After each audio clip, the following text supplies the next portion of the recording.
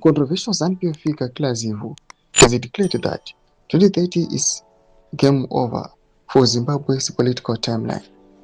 Sarabana mashoko braitogwa panapa ne ZANU-PF heavyweight panguva ino Zivu achita aiwa it is a done job.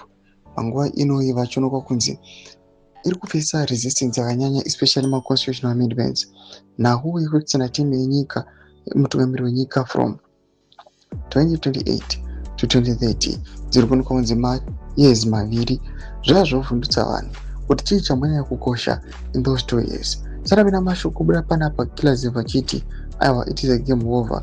It was subscribe or like on the bell icon. Tibina mzimai udanyika mjenzi Zivu made the remarks on Saturday, taking to X to assert that the constitutional amendment bill would be signed into law, enabling President Mnangagwa to remain in power beyond 2028. Reflecting on the liberation struggle, Zivu contrasted the parts of Mnangagwa and Constantino Chiwenga.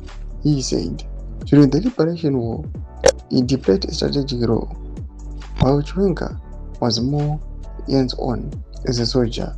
He spent over 50 years plotting his path to power, whereas Chiwenga focused on advancing through the ranks. He got a whole different level of game. 2030 zvaendwa game over. Toma developments ari kuda panguva ino taura nana Zivu panguva ino in support mutungamiri wenyika achiuya achidzikisira VP Constantino Chiwenga achiti aiwa VP Constantino Chiwenga vankufokasa pamaranks, but ED Mnangagwa he took a greater part in the liberation war. Madevelopments ari kuda panguva ino ari kutaura Zivu boze mafunguro enyu moti kudi pamusoro pemashoko anotauka nezvisi ZANU-PF heavyweight.